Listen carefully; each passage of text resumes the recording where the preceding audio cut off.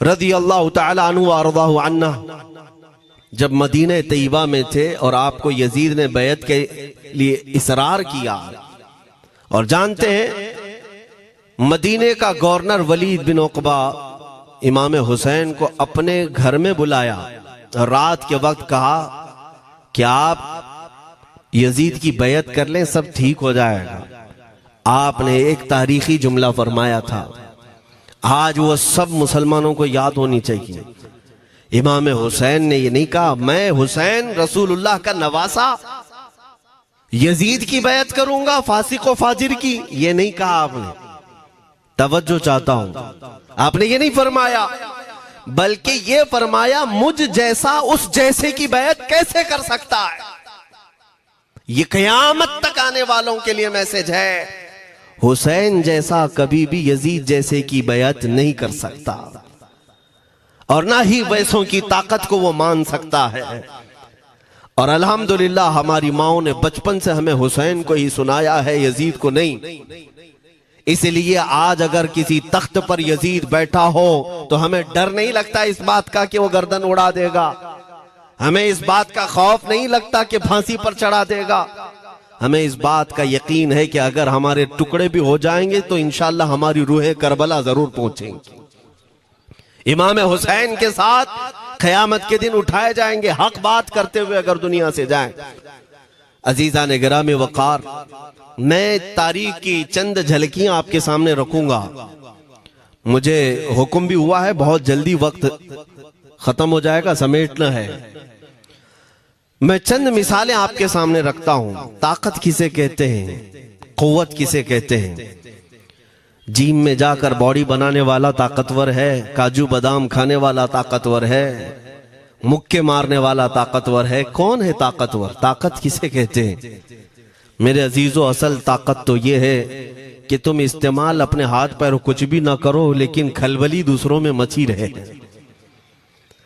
ये असल ताकत है, ये रब ताला की तरफ से दी हुई होती है इनाम में।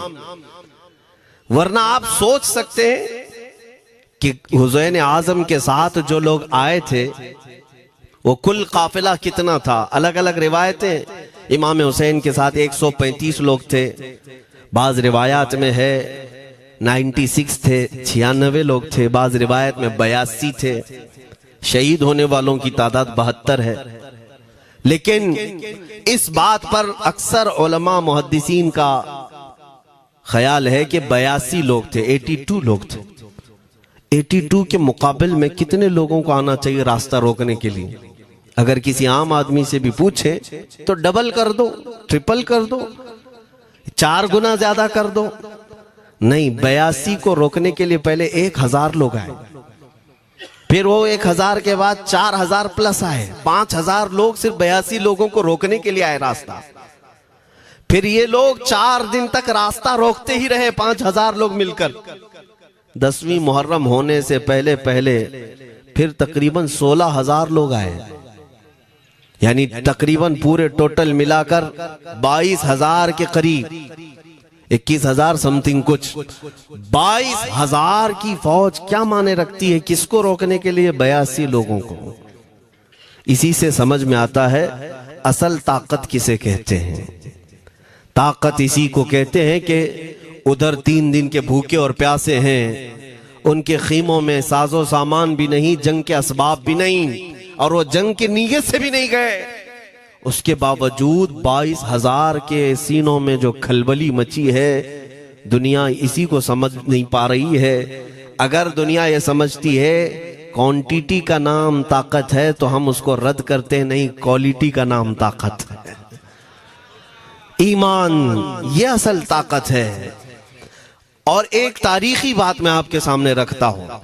इमाम हुसैन का रास्ता रोकने के लिए सबसे पहले यजीद की फौज से जो शख्स आया था उसको हुर बिन यजीद कहते हैं।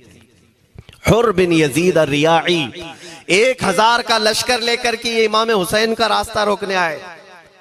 2 दिन तक इधर उधर घुमाते रहा, और जब जब नमाजें होती रही इमाम हुसैन मुसल्ला इमामत पर हैं और ये यजीदी इक्तिदा भी कर रहे हैं। हर जमात इमाम हुसैन के पीछे हो रही है। लेकिन मैं आपको बताता हूं 10वीं मुहर्रम से पहले इमाम हुसैन ने खुतबा दिया और यजीदियों से कहा, क्या तुम मेरी हैसियत को नहीं जानते? मैं फातिमा जहरा का बेटा हूं, हैदर कर्रार का नूर नजर हूं, रसूलुल्लाह का नवासा हूं। मेरी निस्बतें क्या तुम्हें नहीं मालूम? तुम मेरे खून से अपने हाथों को ना रंगो। मैं तुम्हारे पास ऑप्शन रखता हूं, मैं इस रास्ते से अपने वापस मदीने की तरफ जाता हूं या किसी साहिल की तरफ या दिमश्क जाऊंगा। जंग करना नहीं चाहता तुमसे।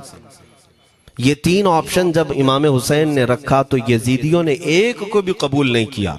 वो जंग करना ही चाहते थे, इमाम हुसैन के खून के साथ खेलना ही चाहते थे। लेकिन जो हुर बिन यजीद है, तवज्जो चाहता हूं, जो खुद इमाम हुसैन का रास्ता रोकने के लिए आया, उसके दिल में ये बात आई और उसने आकर के 10वीं मुहर्रम को यजीदियों से कहा, मियां मान लो हुसैन की बात, 3 में से कोई एक बात मान लो, हम जंग नहीं करना चाहते, वो रसूलुल्लाह के बेटे ही तो हैं। तो सारे जो सिपह सालार बड़े बड़े थे, अम्र बिन साद, शिमर वगैरह, हुर बिन यजीद से कहने लगे, तुझे कौन कहता है फैसला करने के लिए? तू सिपाही है, 1000 की नफरी तेरे साथ दी गई है, बस अगर तुझे हमारे साथ रहना है तो मैदान में जमा रह, वरना चला जा, तू सुलह की बातें मत कर। हुर बिन यजीद उसी दिन 10वीं मुहर्रम को उन यजीदियों से कहता, अच्छा अगर तुम मेरे इस बात को नहीं मानते तो तुम्हारी सिपह सालारी तुम्हें मुबारक, मैं हुसैन के खीमे में जा रहा हूं। जो यजीद की तरफ से आया था वो किधर चला गया? मौला हुसैन के खीमे में। कब? सिर्फ 10वीं मुहर्रम, एक रिवायत में 9वीं मुहर्रम को, एक दिन पहले इमाम हुसैन के खीमे में आया, दस्तबोसी की, माफी मांगी और इमाम हुसैन ने कहा, अब तुम जा सकते हो अपने घर। हुर बिन यजीद ने कहा, मैं उस वक्त तक अब आपका साथ नहीं छोड़ूंगा जब तक मेरे जिस्म में आखिरी सांस बाकी रहे, मैं आपके साथ रहूंगा। अब इमाम हुसैन की वफादारी में आने वाला कौन था? इसलिए मैं आपको एक चीज दे जाता हूं मेरे अजीजों, अल्लाह अज़्ज़ वजल की कुदरत के फैसले हैं, वो जब चाहता है कहीं से भी किसी को हिदायत अता फरमाता है। वो बातिल कुव्वतों के मौजूद पलने वाला बच्चा भी कभी रब तबारक व तआला हिदायत देता है, उसे आलिम बनाता है, और कभी काबे की छांव में पलने वाले को मौला अबू जहल भी बनाता है, गुमराह कर देता है। हुर बिन यजीद मौला हुसैन के पास आ गए। जो बात मुझे कहनी है उसके लिए मुझे इतना वाकया बयान करना पड़ा है। मैं असल पॉइंट की तरफ आता हूं, क्यों मैं ये बयान कर रहा हूं। जब 10वीं मुहर्रम को जंग शुरू हुई, अम्र बिन साद ने तीर चलाया, तो जानते हैं खीमा हुसैन की तरफ से सबसे पहले मैदान में उतरने वाला यही हुर बिन यजीद ही, यही उतरे अपने घोड़े पर सवार होकर उन्हीं यजीदियों से लड़ने के लिए जिनकी फौज में ये आए थे, उनके मुकाबिल में लड़ने के लिए गए। और जब लड़ने की इब्तिदा हुई, सुबह से दोपहर के करीब तक वो लड़ते रहे, जवाल तक। अब जो बात कहना है तवज्जो से सुनो। हुर बिन यजीद ने सुबह से लड़ाई की, बहुतों ने वहां पर मैदान जंग में मुकाबला आराइयां की हैं, लेकिन हुर बिन यजीद की जो लड़ाई है वो तारीख में लिखी हुई। आज उन्होंने यजीदियों के साथ जो जंग किया, कई घंटे जंग करने के बाद, जानते हैं तन्हा हुर बिन यजीद ने 120 यजीदियों को कत्ल किया। 120 की तादाद, एक घोड़सवार एक ही है, 120 को मार गिराया।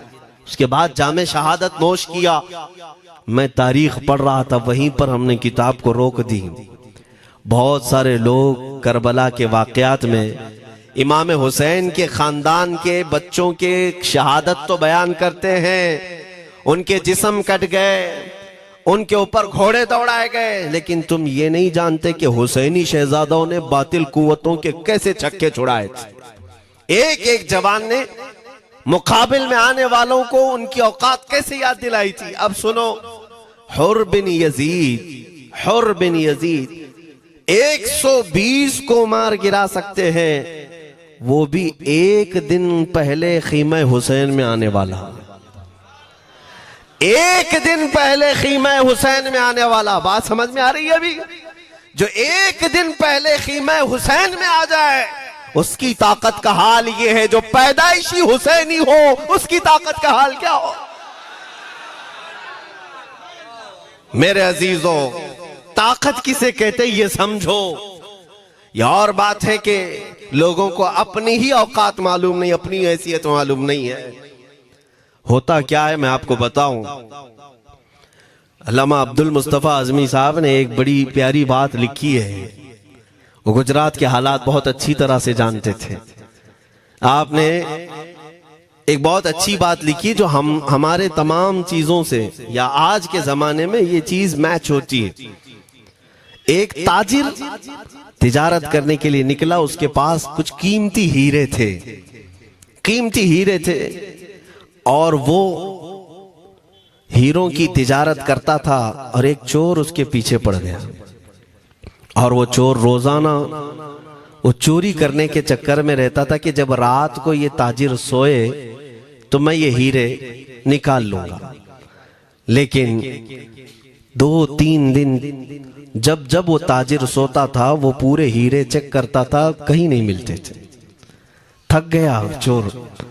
3 दिन के बाद उस ताजिर को उसने पूछा, चोर ने कहा कि तुम हीरे रखते कहाँ हो? दिन भर तो तुम्हारे पास होते, रात में कहाँ जाते?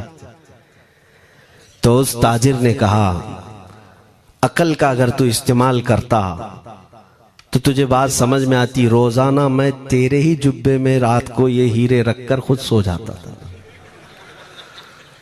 वो अपना नहीं तलाश करता, इसका तलाश करता। बिला तशबीह हो बिला तमसील। मेरे अजीजों, तुम्हारे पास जो ताकत है तुम्हें उसका अंदाजा नहीं। तुम जो मोहब्बत मुस्तफ़ा सल्लल्लाहु अलैहि वसल्लम की शमा अपने सीने में रखते हो, मौला करीम का वादा है तुम्हारे साथ, काना हक्कन अलैना नस्रुल मोमिनीन। रब ताला फरमाता हमने अपने ऊपर लाजिम कर लिया है कि ईमान वालों की मदद करें। और हमने मदद देखी है, रब ताला की मदद देखी है। आज के इन हालात में मुझे बताओ, भौंकने वाले भौंक ही रहे हैं, बाकी तुम्हारा क्या बिगाड़ लिया? क्या तुम्हारा खराब किया? बस ये है कि तुम अपने अंदर खलबली मत मचाओ और ज्यादा खौफ और हिरास में मत जियो। अल्हम्दुलिल्लाह मुसलमान हैं, मोमिन हैं, किसी चोर कौम से तुम्हारा रिश्ता नहीं है। तुम दुनिया की उस अजीम कौम हो जो सिर्फ और सिर्फ अपने रब ताला के हुजूर झुकती है, और अपने रब तबारक व ताला के हुजूर ऐसे झुकती है। मैं चैलेंज के साथ कहता हूं, पूरी दुनिया में कोई कम्युनिटी, कोई कौम ऐसी नहीं है जो अपने खुदा को देखने के बाद ही झुकती है। जिसकी भी जाओ, उनके खुदाओं की तस्वीर वहां पर सामने होती तभी झुकते हैं। वो चाहे ईसाई हो, यहूदी हो, कोई भी हो, उन्होंने कोई ना कोई या मूर्ति बनाई है या तस्वीर बनाई है, तब वो झुकते हैं। तन्हा तुम ईमान वाले हो जो आज तक अपने खुदा को देखा नहीं लेकिन हर दिन सजदा करते हो, तुम्हारा ये ईमान है। और कुरान में शुरू में ही अल्लाह ताला ने जो तारीफ फरमाई सूरह बकरा में, युमिनून बिल गैब, अल्लाह फरमाता है ये वो लोग हैं जो गैब पर ईमान रखते हैं, देखा नहीं। और दुनिया में करोड़ों मस्जिदें होंगी, किसी मस्जिद में अल्लाह की तस्वीर है? किसी मस्जिद में? और या तुम्हें सलातो सलाम पढ़ने के लिए मेरे आका की तस्वीर देखने की जरूरत है? यही तो तुम्हारा ईमान है मेरे अजीजों। मेरे आका को हमने दिल में बसा रखा है, और जब हुजूर पाक की याद आई, बगैर तस्वीर देखे हम खड़े हो जाते हैं। और उनकी मोहब्बत वैसी होती है, हमें किसी तस्वीर और मूरत को देखने की जरूरत भी नहीं होती। तुम्हारी खुसूसियात बहुत हैं। अल्लाह रब्बुल इज्जत ने तुम्हारी पेशानियों को महफूज रखा है, किसी अहरे गैरे के सामने झुकने नहीं दिया। पेशानी मुकद्दस है तुम्हारी। हाँ, ये तो नहीं है कि तुम किसी दरख्त पर भी चले जाओ, पत्थर पर भी चले जाओ, चूहे पर भी झुक जाओ, सांप पर भी झुक जाओ, नहीं है। एक सहाबी हैं, ईमान लाने के बाद वो कहते हैं, या रसूल अल्लाह सल्लल्लाहु अलैहि वसल्लम, 2 वाकयात ऐसे हैं जो ज़माने जहालत में हम करते थे। एक वाकया याद करता हूँ तो रोना आता है और एक वाकया याद करता हूँ तो हंसी आती है। हुजूर ने फरमाया वो दोनों क्या है बताओ। उन्होंने कहा पहला वाकया तो ये है जिसको याद करके रोता हूँ कि जवानी में जब हमारे घर बेटी पैदा होती थी तो हम उसका गर्दन मरोड़ कर दफन कर देते थे। आज मुझे ये बात याद आती है तो रोना आता है कि हमने ऐसे कई बच्चियों को दफन कर दिया। अरब वाले दामाद बनाना नहीं चाहते थे और बेटियों को पहले ही मार देते थे। ये वो सहाबी कहते हैं अब याद आती है बात तो रोना आता है। मेरे आका सल्लल्लाहु अलैहि वसल्लम ने फरमाया फिर हंसी किस बात पर आती है। कहते हैं जमाने जहालत में हमारे खुदा जो होते जिनकी हम इबादत करते थे तो जब सफर में जाना होता था तो आटा गूंद करके खुदा बना लेते थे, क्योंकि सफर में जाना है और हर जगह उनको साथ में रखना था खुदा को। वो साहब ही कहते हैं सफर के खुदा और होते थे, हवा का अलग, पानी का अलग, मिट्टी का अलग, सब लेकर के चलते थे। फिर हुजूर ने फरमाया हंसी किस बात पर आती है।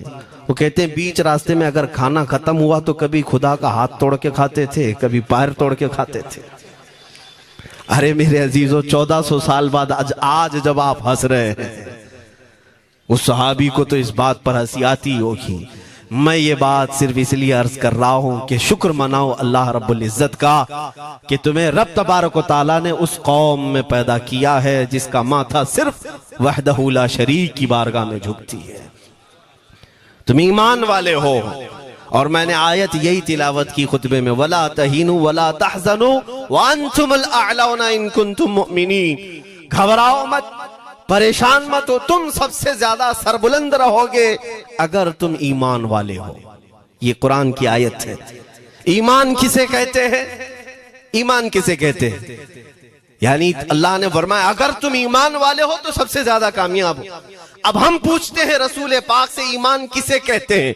मेरे आका की जुबान से सुनो, ला युमिनु अहदुकुम हत्ता अकूना अहब्बा इलैहि मिन वालिदिही व वलदिही वन्नासि अजमईन। हजरत अनस से रिवायत है हुजूर पाक सल्लल्लाहु अलैहि वसल्लम फरमाते हैं तुम में से उस वक्त तक कोई कामिल ईमान वाला नहीं हो सकता जब तक अपने वालिदैन, अपने बच्चे, अपने और सारे इंसानों से ज्यादा मैं उसके नजदीक महबूब ना बन जाऊं। हुजूर से कामिल मोहब्बत जब तक ना करोगे तब तक ईमान भी कामिल नहीं है।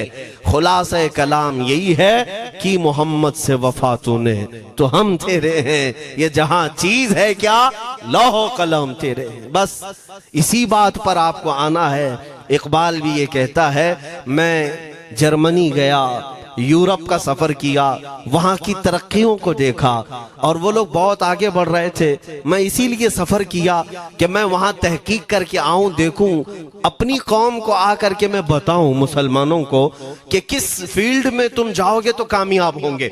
साइंस में, फिजिक्स में, ज्योग्राफी में, केमिस्ट्री में, मैथ्स में, कौन सी फील्ड में तुम जाओगे तो ज्यादा माहिर होगे।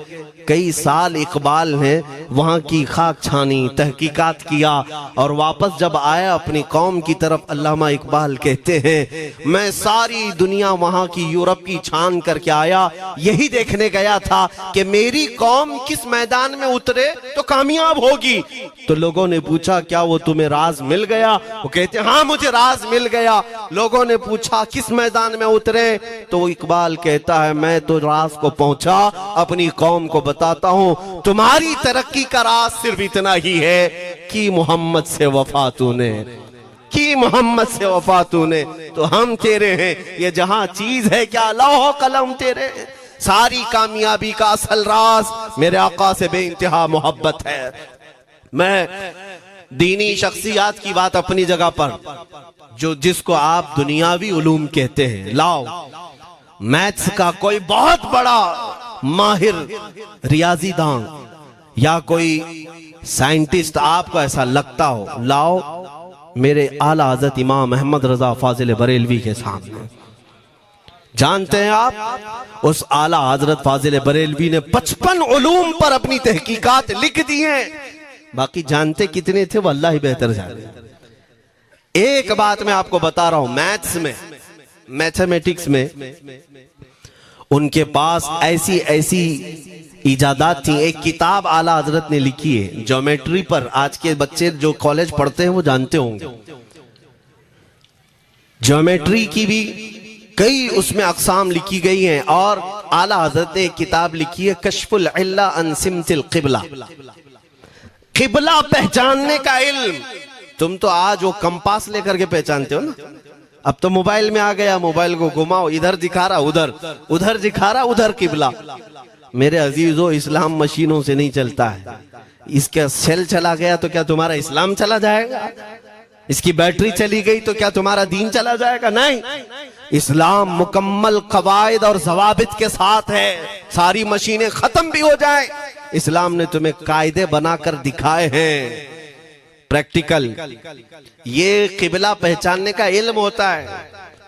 शहर का तूलुल बलद अर्जुल बलद देखना होता है, बहुत सारी उसमें चीजें, उसकी सतह समंदर से ऊंचाई कितनी है, फिर सितारों को देखा जाता है, फिर पहचाना जाता है क़िबला, उसको हिसाब में लगाया जाता है। आला हजरत ने ये जो किताब लिखी पूरे 1400 साल में, आला हजरत की ये किताब जिसमें 10 कायदे खुद उन्होंने इजाद किए, उनसे पहले किसी ने नहीं लिखी, खुद उन्होंने इजाद किए।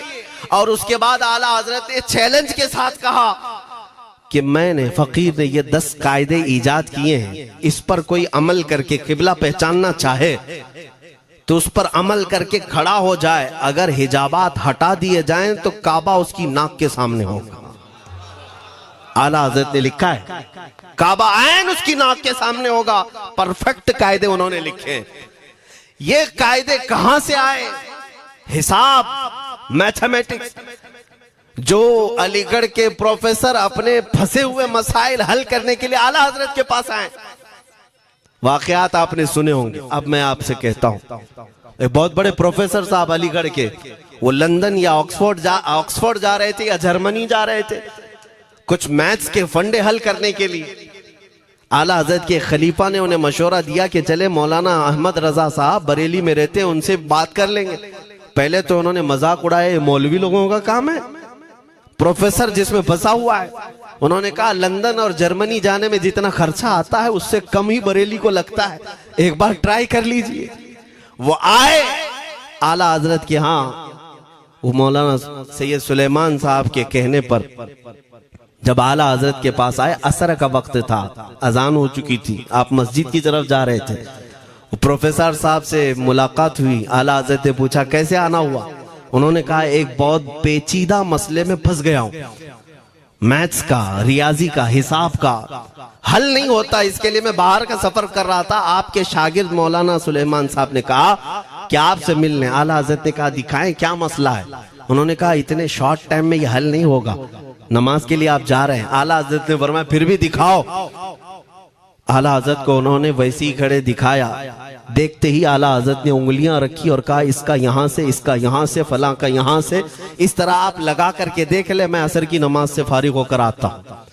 वो प्रोफेसर साहब कहते हैं उन्होंने चुटकियों में यूं हल किया, मैं जब बैठ करके उस मसले को लगाया तो तुरंत 2 मिनट में वो मसला हल हो गया। अब जिसके लिए मैं ये वाकया अर्ज कर रहा हूं सुनो। वो हैरत में आंखें फटी फटी रह गई उस प्रोफेसर साहब की। उधर नमाज होने के बाद आए आला हजरत, तो वो अश करने लगे। कहा मौलाना साहब मैं पहली मर्तबा देख रहा हूं कि मदरसे का कोई मौलवी मैथ्स के इतने टफ फंडे को हल कर लेता हो। मौलाना ये तो बताएं ये रियाजी और ये मैथ्स के मसले आपने किससे सीखे? कौन है आपको? किस कॉलेज में, किस यूनिवर्सिटी से आपने सनद हासिल की है? यही मुझे कहना है मेरे से। अब आला हजरत का जवाब सुनो। कहते हैं जनाब मैंने अपने वालिद से सिर्फ प्लस माइनस और मल्टीपल के मसले सीखे, जमा, नफी और ज़रब हमारे वालिद साहब ने बस इतना ही सिखाया। और उस वक्त बचपन में मुझे मंतिक, फलसफा, ये सब किताबें पढ़ने का शौक था। मैं हिसाब के, ज्योमेट्री के ये किताबें लेकर बैठा। मेरे वालिद आए, देखा, पूछा अहमद रजा क्या पढ़ रहे हो? मैंने दिखाया ये मंतिक है, फलसफा है या हिसाब की किताबें हैं। मेरे वालिद ने वो किताबें अपने हाथ में ले ली और कहा जा रसूलुल्लाह की हदीसें पढ़, सदक़े में सारे इल्म दे दिए जाएंगे। आला हज़रत फरमाते हैं उसके बाद मैंने अपनी जिंदगी मेरे मुस्तफा के कदमों में लगा दी। ये जो आप देख रहे हैं ये मेरे मुस्तफा के कदमों से छनकर मुझे मिला है। बस बात समझ जाओ, ताकत इसी को कहते हैं। नबी पाक सल्लल्लाहु ताला अलैहि वसल्लम से बेइंतहा मोहब्बत करने वाला वो दुनिया के किसी मैदान में भी तन्हा नहीं होता, तन्हा नहीं होता। अजीजा ने गिरामी वक़ार, मैं इस बात की तरफ आपको ले जाता हूँ। एक सहाबी हजरत सलमा बिन अकवा रदियल्लाहु ताला, इनको राजिलु रसूलिल्लाह कहा जाता है। हुजूर सल्लल्लाहु अलैहि वसल्लम के ऐसे सिपाही जितने गज़वात में गए, जितनी जंगों में गए, कभी घोड़े पर नहीं बैठे, पैदल। और वह ऐसा पैदल चलते थे कि कोई घोड़ा भी उनके साथ नहीं पकड़ पाता उनको जब वो भागते थे। घोड़ा भी अपनी तेज रफ्तारी के बावजूद उन्हें नहीं पकड़ पाता। उनको वो लक़ब मिला था राजिलु रसूलिल्लाह, चल करके सफर करने वाला रसूलुल्लाह का सिपाही। एक बार ऐसा हुआ, एक बनु कार्रा का शख्स जिसका नाम अब्दुर्रहमान है, ये मुनाफिक था, खबीस था। इसने तकरीबन 400 लोगों को जमा किया, अपने हम मिजाज लोगों को, और मदीने पर रात के वक्त एक बगीचे पर हमला किया, पूरे बगीचे को आग लगा दिया। और उसके बाद फिर जो खजूरें थी वहां से सब लूट लिया, लूट करके अपने घोड़ों पर रख लिया और निकल पड़ा। उस वक्त सिवाय हजरत सलमा बिन अकवा के कोई नहीं था। उधर 400 लोग लूट मार कर रहे हैं और खजूरें जमा कर रहे हैं, और ये तन्हा साहबी। इस साहबी का हाल ये है, घोड़ा भी नहीं होता था कभी नहीं। अब इनको जलाल आया कि मेरे मुस्तफा के शहर की एक खजूर भी मैं बाहर जाने नहीं दूंगा जो चोरी करके जा रहा है। उसके बाद आपने पीछा करना शुरू किया। और हकीकत देखें आप, जब हदीस पढ़ेंगे, आला हजरत ने अल मलफूज में भी इसको नकल फरमाया। जब तक मैं ये हदीस पढ़ रहा था इतनी हंसी भी आती है और उनकी इस बहादुरी पर दिल खिल जाता है और सीना चौड़ा होता है कि वो अकेले किस बात पर भाग रहे थे। उनके पीछे 400 लोगों के पीछे भाग रहे। अच्छा, कोई ये कहे कि नादान आदमी है, 400 लोगों को नहीं देख रहा, अकेला भाग रहा है, हो सकता है इनको कोई कह दिया हो, लेकिन मुझे हैरत उन 400 पर हो रही है जो एक से डर के भाग भी रहे थे। वो भी भाग रहे हैं, एक दौड़ा रहा है और 400 भाग रहे हैं। वह अब्दुर्रहमान कार्रा का रहने वाला कारी भागा जा रहा है और सबसे कह रहा है सलमा बिन अकवा से अपनी अपनी जान बचा लो। इसीलिए मैं कहता हूं ये बुज़दिल कौमें हैं, मेरे मुस्तफा के गुलामों का मुकाबला करने की सकत नहीं रखती जिसके सीने में इश्क़ मुस्तफा हो। 400 भागते रहे और ये भगाते रहे बहुत दूर तक।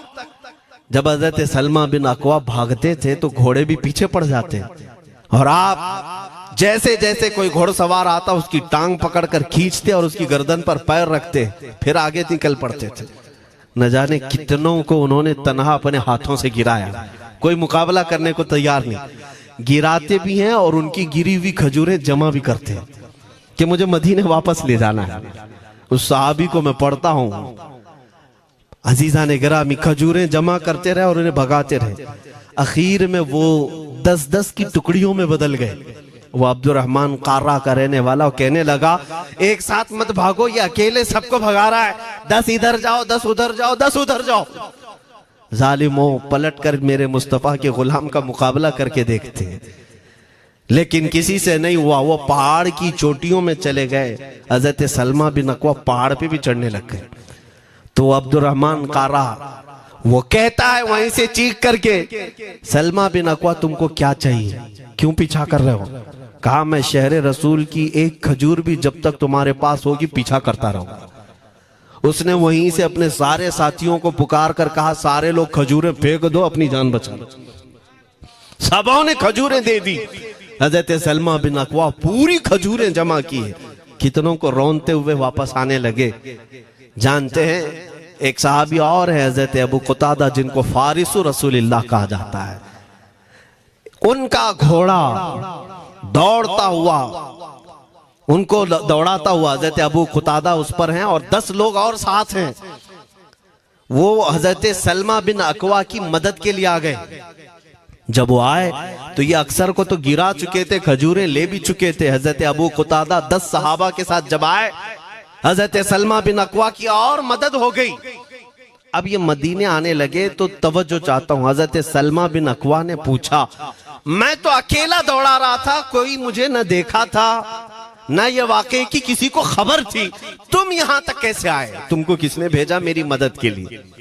मुसलमानों याद रखो, मेरे मुस्तफा की वफादारी में जब कोई निकलता है तो कहां से मदद आती है अंदाजा भी नहीं होता।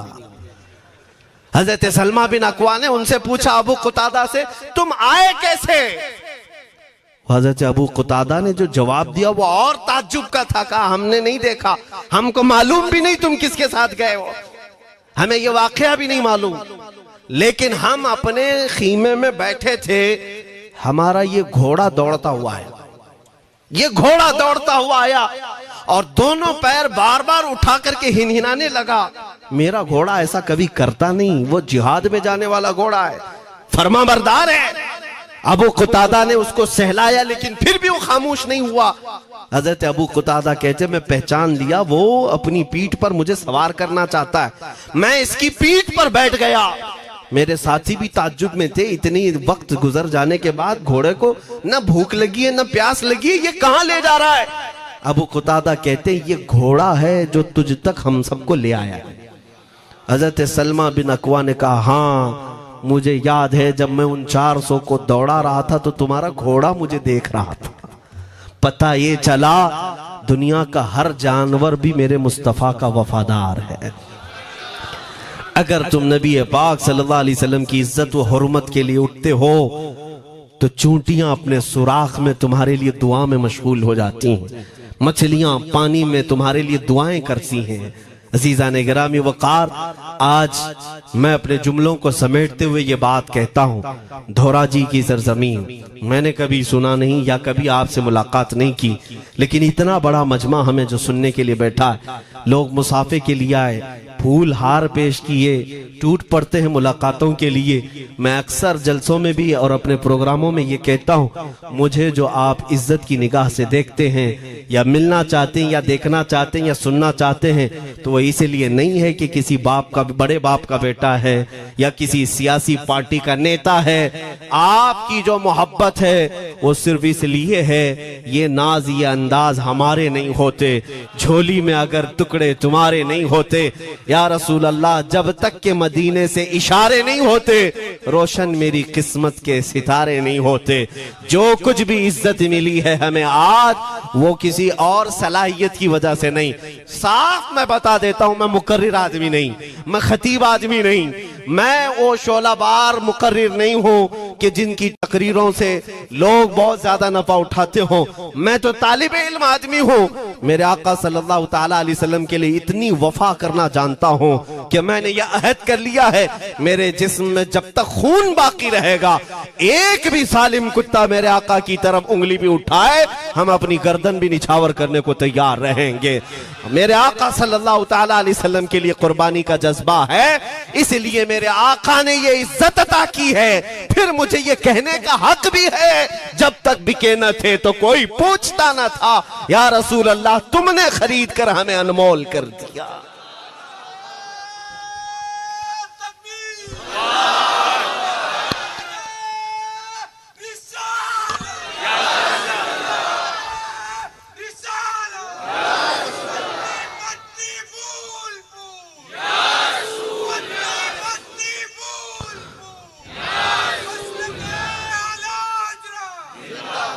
मेरे अजीजों, इस बात पर आज तुम्हारा इत्तेहाद होना है, आज तुम्हारा इत्तेहाद होना है। मैंने काफी इलाकों के दौरे किए और देख लिए, लोग जो कहते हैं हम बिखरे हुए हैं, बटे हुए हैं, टुकड़ों में हैं, लेकिन मैंने सबको देखा, यकीनन फिरकों में भी बटे हैं, सिलसिलों में भी। हालांकि सिलसिलों में इख्तिलाफ होना नहीं चाहिए, जो सलासिल हक्का हैं वो सब मदीने तैयबा की नहरें हैं, इख्तिलाफात नहीं, लेकिन उसके बावजूद बटे हुए लोग हैं, एक दूसरे से मुसाफा नहीं करना चाहते, एक दूसरे के पीछे नमाजें नहीं पढ़ना चाहते, जो खाली सुन्नी होकर भी, ईमान वाले होकर के भी। मैं बहुतों से ये शिकायतें सुना कि हम में बहुत सारे इख्तिलाफात हैं, लेकिन इसका हल तकरीरें हैं, तहरीरें हैं, लोगों को समझाना है, इस्लाह करना है, सब करके देख लिया। लेकिन एक बात मैंने खुद प्रैक्टिकल देख लिया कि 1000 टुकड़ों में क्यों ना बटे हूं, लेकिन मेरे मुस्तफ़ा का नाम आ जाए तो हर कोई मुत्तहिद नजर आता है। ये हमने देख लिया है, ये हमने देख लिया है। किसी भी पीर से बैत क्यों ना हो, मैं दूसरों की बात नहीं करता, लेकिन मैंने पूरे हिंदुस्तान के कोने कोने में देखा है जाकर के, किसी भी सुन्नी सहीउल अकीदा पीर से बैत क्यों ना हो, अगरचे उसके आपस के झगड़े हों, लेकिन हमने एक मजमे में मुझे सुनने वालों को, ऐसे इख्तिलाफ वालों को भी देखा, दोनों सुन रहे हैं, लेकिन जब हमने पूछा मेरे मुस्तफा करीम की इज्जत पर बात आए तो तुम में से कौन खड़ा हो सकता है, हर इख्तिलाफ रखने वाला भी ये कहता है या रसूल अल्लाह, ये जिस्म भी तुम्हारा, ये जान भी तुम्हारी, करूं तेरे नाम पे जां फिदा, न बस एक जान दो जहां फिदा, दो जहां से भी नहीं जी भरा, करूं क्या करोड़ों जहां नहीं, ये हर एक का नारा है। इससे पता ये चला कि आज तुम सबको अगर कोई चीज जोड़ सकती है तो नाम मोहम्मद है, मेरे मुस्तफा करीम सल्लल्लाहु अलैहि वसल्लम की मोहब्बत है। गुंबदे खजरा की छांव में सबको जमा करो, इंशाअल्लाह अज़ीज इत्तिहाद बरकरार रहेगा। असल की तरफ नजर रखो, बादशाह की तरफ नजर रखो, बाकी जितने वली हैं, जितने पीर हैं, सब वजीर हैं, सब वजीर हैं, बादशाह सिर्फ मेरा मुस्तफा है। नबी पाक सल्लल्लाहु ताला अलैहि वसल्लम को हम शहंशाह तस्लीम करते हैं, लिहाजा अगर बादशाह की तरफ नजर होगी तो तुम्हें शैतान ये इस तरह की लड़ाइयों में नहीं रखेगा, वो कामयाब नहीं हो सकेगा। तुम सबका मिशन अगर मेरे मुस्तफा की इज्जत और उनकी नामूस हो जाए, हुजूर अकरम सल्लल्लाहु ताला अलैहि वसल्लम की तरफ हमने देखा है बड़े बड़े इख्तिलाफात खत्म हो जाते हैं। हजरत अबू जर गिफारी, हजरत बिलाल हबशी, दोनों में झगड़ा हो गया था, तकरार हुई। हजरत अबू जर गिफारी ने सिर्फ हजरत बिलाल को गुस्से में आकर कहा, काली औरत के बेटे, या इब्न उम्मी सौदा, ये तकरार में हो जाता है। हजरत बिलाल को ये बात लग गई, थे तो काले, लेकिन सहाबी ने कहा था काली औरत के बेटे। हुजूर के पास जाकर अर्ज किया, या रसूल अल्लाह, अबू जर ने मुझे आज यूं कहा, अबू जर ने मुझे आज यूं कहा, काली औरत के बेटे। मेरे आका सल्लल्लाहु अलैहि वसल्लम को जला लाया, बाहर आए, बुलाया, अबू जर कहां है, आए। हुजूर पाक ने उनको मुखातिब करके सिर्फ इतना फरमाया, अफीकल जाहिलिया, अभी तक तुम्हारे अंदर पुरानी जाहिलियत बाकी है। 3 बार पूछा और उसके बाद मेरे आका चले गए, कुछ नहीं फरमाया। पुराने जमाने की काफिरों की जाहिलियत अभी बाकी है, जो माँ के नाम से लोगों को गालियां देते या पुकारते थे। हजरत अबू जर गिफारी को इतनी बात लग गई कि मेरे आका मुझसे रूठ गए, मेरे आका के दिल पर यह बात लग गई। तो उन्होंने ये नहीं किया कि देखा जाएगा बाद में क्या होगा, नहीं, सीधे मस्जिद नबवी में हजरत बिलाल को ढूंढने के लिए आए। कहाँ है? हजरत बिलाल मिल गए तो उनका हाथ पकड़ करके लाए। अबू जर गिफारी जमीन पर लेट गए, सो गए। कहा है बिलाल, मुझे माफ कर दे, मैंने तुझे सख्त जुमला कहा, मुझे माफ कर दे। हजरत बिलाल ने कहा, ठीक है, मैंने माफ कर दिया, हो गई बात। लेकिन हजरत अबू जर गिफारी ने कहा, नहीं, मेरा दिल इस पर सुकून नहीं मानेगा। एक काम करो ए बिलाल, तुम अपना ये पैर मेरे चेहरे पर रगड़ो, ये तुम्हारा तलवा जिसको मैंने काला कहा था, उसी तलवे से मेरे चेहरे पर तुम रगड़ो, ताकि मुझे मेरी हैसियत पता चल जाए। हजरत बिलाल क्या उनकी बात पर अपना पांव उनके चेहरे पर रगड़ देते, दोनों हाथों से उनको जमीन पर उठाया और सीने से सीना लगाया। कहा है अबू जर, कैसी बात करते हो, जिस आका के तुम गुलाम हो उसी आका का मैं भी गुलाम। मैंने ये तारीख में पढ़ा है, अगर सख्तियों को कोई चीज जोड़ सकती है तो वो मेरे आका की मोहब्बत है और मुस्तफा करीम की मोहब्बत है। तुम्हारे सीने चौड़ा कर देगी, तुम्हारा दिल कुशादा कर देगी, तुम अपनों को एक्सेप्ट करने लग जाओगे अपने नबी की निस्बत पर। हाँ, एक बात याद रखें, मैं ये सिर्फ मेरे आका की निस्बत वालों के लिए कह रहा हूं, बाकी हमारा अकीदा तो ये है, नबी से हो जो बेगाना उसे दिल से जुदा कर दे।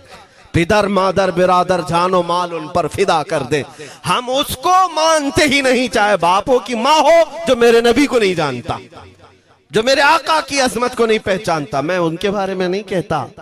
हाँ, हमारे एक उस्ताद बुजुर्ग उन्होंने फरमाया था कि बेटा बात करने का लहजा नरम रखना हमेशा।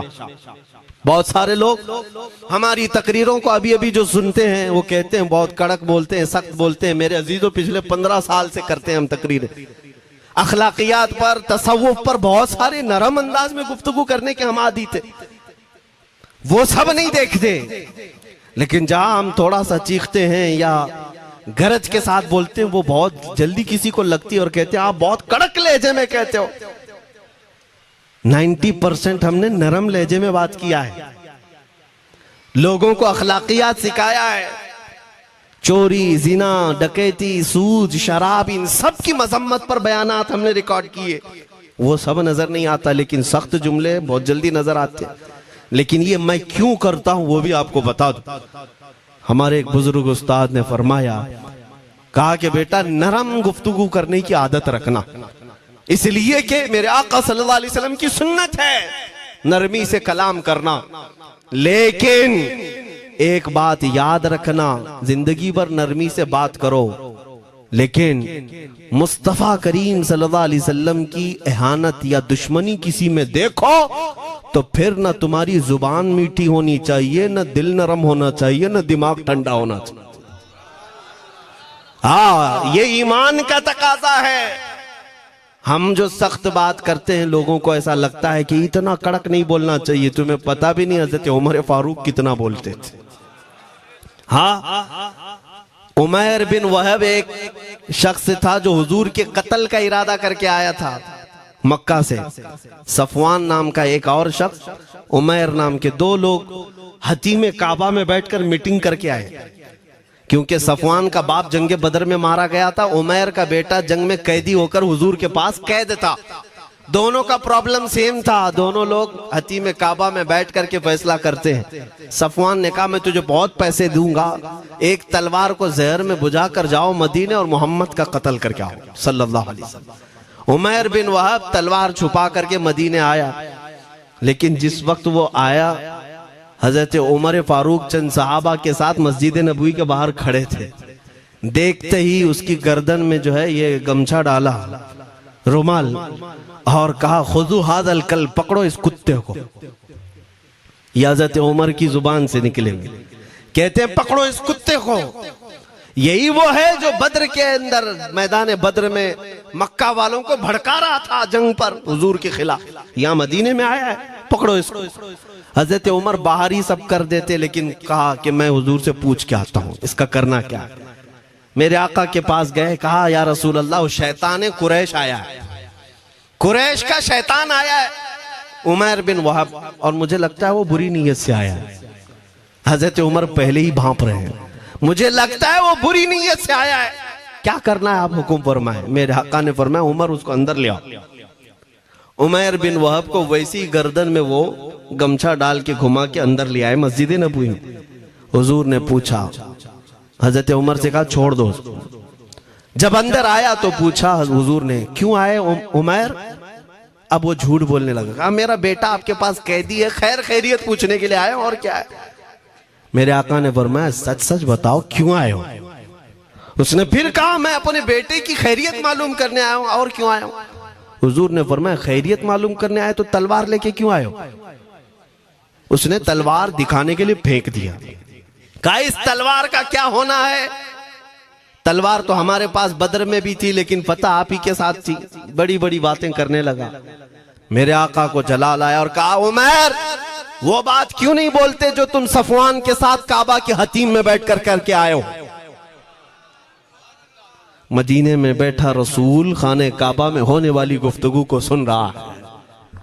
दूर नजदीक के सुनने वाले वो काने लाले करामत पे लाखों सलाम। ये हदीस मौजूद है, सही हदीस है। इसी हदीस के तर्जुमानी करते हुए हम तो ये अकीदा रख ही सकते हैं ना, हम यहाँ से पुकारें वो वहां से सुने, मुस्तफा की समाअत पे। हाँ, ये अकीदा बरेली वाले का जो है वो अपने पेट का अकीदा नहीं, ये सहाबा का अकीदा है। मेरे अजीजों, जब मेरे आका ने फरमाया वो बात बताओ जो हतीम काबा में करके आए हो, अब थर थर थर कांपने लग गया। इससे इस रसूल से क्या छुपाएं जो हतीम काबा में तन्हाई में होने वाली मीटिंग को भी जानता हो। कहा अब मैं क्या बताऊं जब आपको सब मालूम है। अब मैं जो कहना चाहता हूं वो ये है, अशहदु अन्नका मुहम्मदन रसूलुल्लाह, मैं गवाही देता हूं कि आप मोहम्मद अल्लाह के रसूल हैं सल्लल्लाहु। ईमान ले आए। अब सुनिए मेरे अजीजों, ईमान लाने के बाद हुजूर पाक सल्लल्लाहु अलैहि वसल्लम ने तलकीन फरमाई कि अब इस्लाम पर कायम रहो, ईमान पर बरकरार रहो। कत्ल करने के लिए आया, मेरे मुस्तफ़ा का गुलाम बन गए। अब उसके बाद हजरत उमर क्या कहते हैं, हजरत उमर जो गमछा गले में डाल के अंदर लाए थे, अब गले में हाथ डालकर बाहर ले जाते हैं। और बाहर जो साथी खड़े थे उन सबको मुखातिब करके कहते हैं, लोगों सुनो। हजरत उमर के अल्फाज सुने, कहते हैं थोड़ी देर पहले ये जो शख्स तुम देख रहे हो, मुझे खिंजीर इससे अच्छा लगता था। अल्लाह, ये लफ्ज भी है, वल्लाही इन्नी लअहब्बु खिंजीरन मिन हाज़ा। कहते हैं कि इससे बेहतर मैं खिंजीर को समझता था क्योंकि ये दुश्मन रसूल था। लेकिन अब सुनो ऐ लोगों, अब मेरे सगे बेटे से ज्यादा मुझको ये अजीज है, इसलिए कि मेरे आका का गुलाम। यही ईमान है, यही ईमान है। अजीज़ान गिरामी, खुलासा कलाम मेरी बात का यही है, मोहम्मद की मोहब्बत दीन हक की शर्त अव्वल है। इसी में हो अगर खामी तो सब कुछ नामुकम्मल है। इकबाल ने क्या खूब कहा था, अगर पहचानना हो तो मेरे अजीज़ों पहचानो, तुम मेरे आका सल्लल्लाहु अलैहि वसल्लम के कदमों तक अगर पहुंच गए तो यही दीन है। बमुस्तफ़ा बरसां खैश के दी हमाऊस, गर्ब उन रसीदी तमाम बुल हबीस।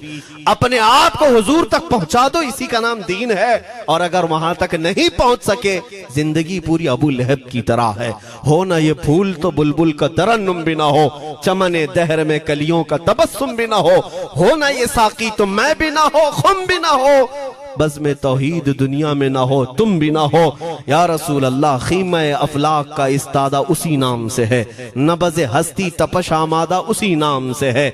दश्त में दामने कोहसार में मैदान में है, बहर में मौज की आगोश में तूफान में है, चीन के शहर मराकश के बयाबान में है, और पोशीदा हर मुसलमान के ईमान में है।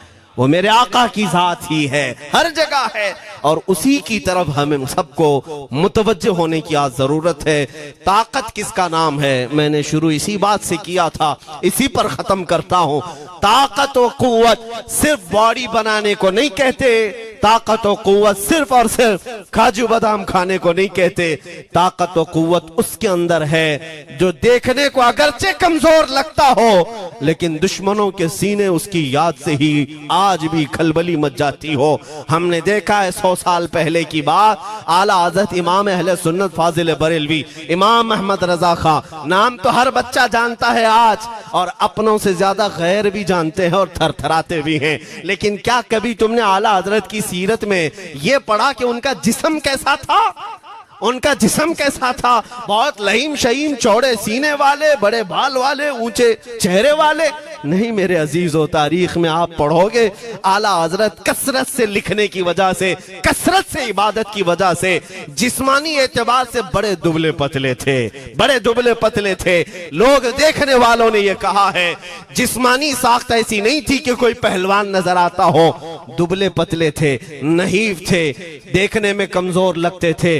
लेकिन मजाल है जब वो आशिक रसूल का कलम चलता था, कलम चलता था, और वो भी यूं पुकार कर कहता था ये रजा के नेज़े की मार है, क्यादू के सीने में गार है, किसे चारा जोई का वार है कि ये वार वार से पार है। और फिर उन काफिरों को कहा था उस इमाम अहले सुन्नत ने, किल के रजा है खंजरे खूंखार बरकबार।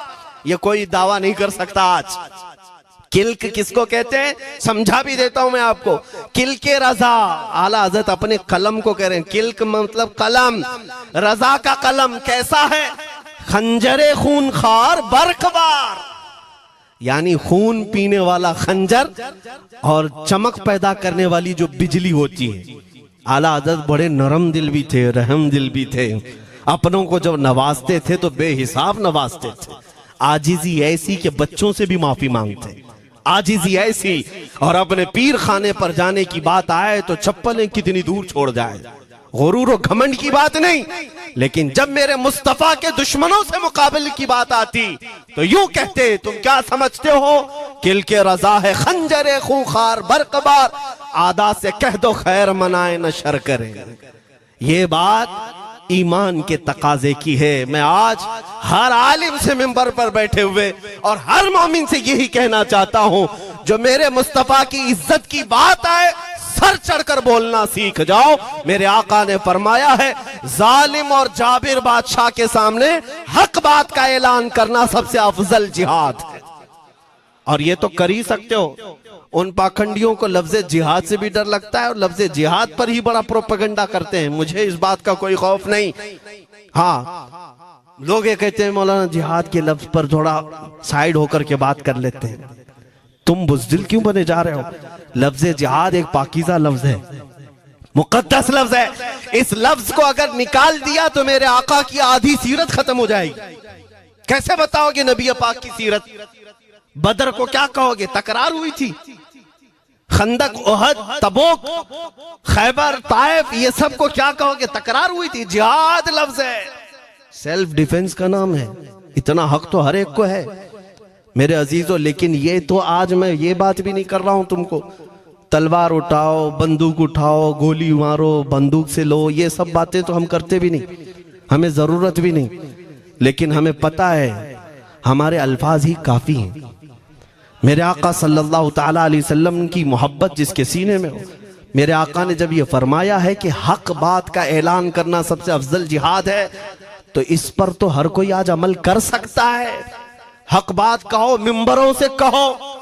और ट्रस्टियों से भी कहता हूं, उलमा को कहने की आजादी भी दो कि वो बुज़दिल न बनाए, खौफ न रख रजा जरा, तू तो है अब्दे मुस्तफा। एक बात समझ करके चले, हम मुल्क के खिलाफ, कानून के खिलाफ नहीं बोलना चाहते। मुल्क हमारा भी है, देश हमारा भी है, और यहाँ के कवानीन जिस पर हम अमल कर रहे हैं, खुशी से अमल कर रहे हैं। लेकिन इन जालिमों ने क्या बना दिया है, इनके नजदीक देश पूरा मोदी है। हाँ, इन साहब के बारे में मत बोलो, वो देश है। कल को अगर नहीं रहे तो देश चला जाएगा। मेरे अजीजों, किसी व्यक्ति, किसी शख्स की गलत पॉलिसियों पर तनकीद करने का नाम देश के खिलाफ बोलना नहीं है। हम अपने देश से मोहब्बत ऐसी करते हैं, ऐसी करते हैं। आज भी आजादी का दिन है ना, आजादी का दिन है। ये लगे हाथों ये बात कह करके गुजरता हूं। आज भी जा करके देखें, इंडिया गेट पर सबसे ज्यादा शहीदों के नाम जो लिखे गए हैं वो मुसलमानों के हैं। इनको क्या पता है 1857 से जो अंग्रेजों के खिलाफ लड़ रहे थे, ये लड़ रहे थे। आजादी का परचम सबसे पहले बुलंद करने वाला कोई संगी नहीं था, वो शहीद टीपू सुल्तान था। सबसे पहले तोपमैन हिंदुस्तान का, अंग्रेजों के खिलाफ आवाज बुलंद करने वाला। पूरे अंग्रेज उसके खिलाफ खड़े थे। इनको आज बोलने की तौफीक भी नहीं मिलती। और उसके अलावा वो उलमा की बात कहां चली गई आज? अंग्रेज तारीखदान ने लिखा है कि सबसे ज्यादा हमें खतरा हिंदुस्तान में मुसलमानों से था, और हमने दिल्ली से लेकर कश्मीर तक कोई एक झाड़, कोई एक दरख्त बाकी नहीं था जिसमें हमने एक आलिम को लटकाया नहीं था फांसी पर। जिनकी तादाद गिनी गई है तो तकरीबन 26,000 उलमा को इन्होंने फांसी दी थी, दिल्ली से लेकर कश्मीर तक। मुझे बताओ, जजीरा अंडमान निकोबार में किसको भेजा इन्होंने? मौलाना फजल हक खैराबादी, इनायत अहमद काकोरवी, ये तमाम वो लोग हैं। अल्लामा इनायत अहमद काकोरवी, जिनकी किताब आज तकरीबन हर मदरसे में पढ़ाई जाती है, इल्म उस्सिक़ा। ये किताब यहाँ चटाई पर बैठकर लिखी हुई नहीं, उस जेल की दीवारों पर लिखी हुई किताब। उसको पढ़ करके आज बच्चे आलिम बनते, हम भी पढ़े। ये वो लोग हैं जिनको सिर्फ और सिर्फ हक बात कहने की बुनियाद पर जिंदगी भर जेल में डाल दिया गया।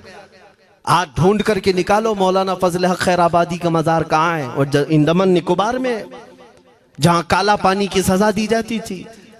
किफायत अली काफी का नाम सुना है मेरे अजीजों? ये नाम का जिक्र आना तो हक बनता है आज की रात जरूर।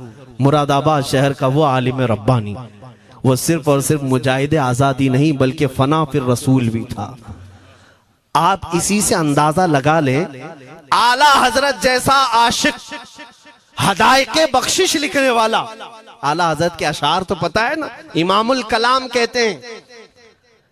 आला हजरत की नातों को इमामुल कलाम कहते हैं। सारे कलामों का इमाम आला हजरत की नाते हैं। पढ़ करके देख लो, वजद आ जाए हुजूर की नाते। लेकिन उस आला हजरत से पूछा गया आप किसकी नाते पसंद करते हैं? आला हजरत फरमाते हैं मैं सिर्फ दो ही लोगों की नाते सुनता हूं, या तो